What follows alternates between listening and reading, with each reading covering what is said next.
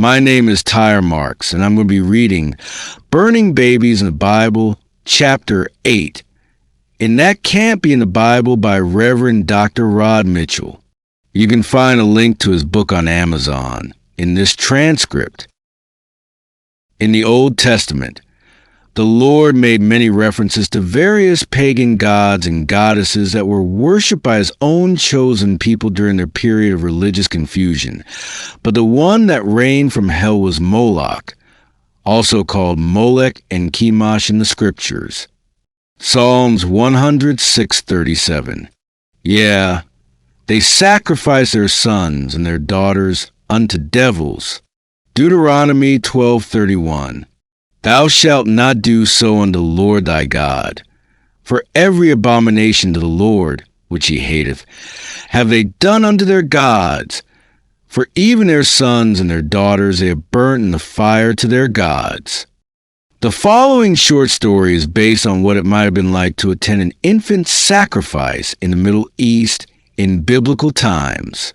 Imagine yourself traveling through the desert with a caravan of pagan worshippers. It's pitch black outside, and except for the burning torch in the hand of the leader, the only other light being cast is the eerie reflection of the full moon on the rolling sand dunes. The people around you look strange. The clothes they're wearing appear to be some sort of ceremonial garb that reminds you of old pictures you've seen of medieval circus performers. Shabby, sun-wrinkled old men move past you puffing on long stem pipes that produce an intoxicating odor, which makes you even more curious about where the caravan is heading. Ahead in the distance, your attention is drawn to a reddish haze illuminating from beyond the sand dunes, and it adds a sense of macabre to the dark desert night.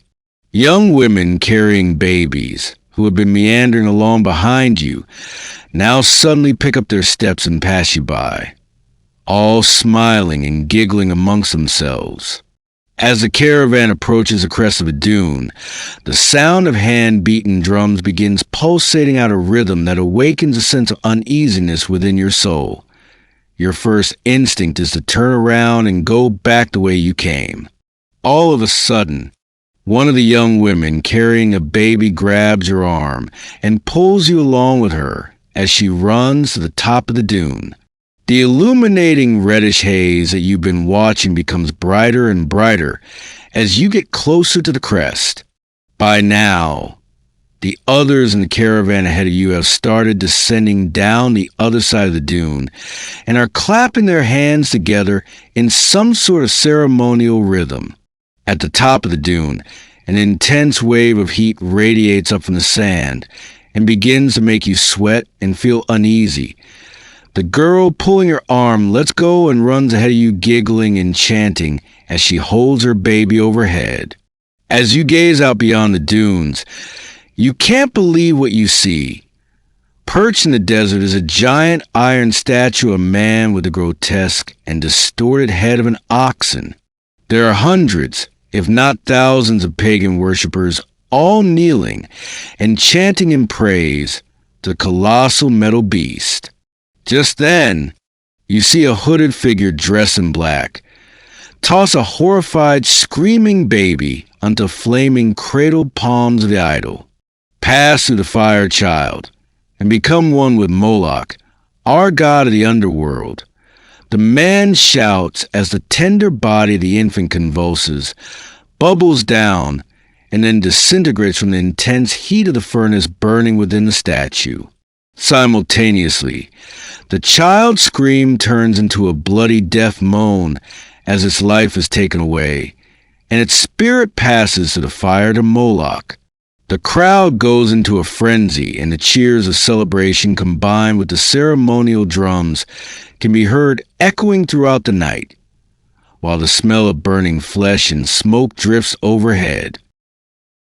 How did the worship of Moloch and the sacrificing of babies begin? Though the Bible claims that Sodom and Gomorrah were both destroyed by God with fire and brimstone for their evil ways, another version of the story can be pieced together by analyzing the scriptures themselves.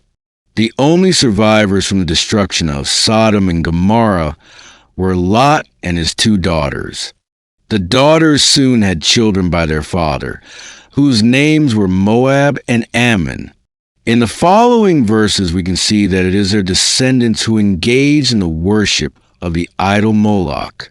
1 Kings 1:17, then did Solomon build an high place for Chemosh, the abomination of Moab, in the hill that is before Jerusalem, and for Molech, the abomination of the children of Ammon. 2 Kings 17:17, and they caused their sons and their daughters to pass through the fire to Moloch. This brings to mind 2 profound questions that need to be clarified. 1.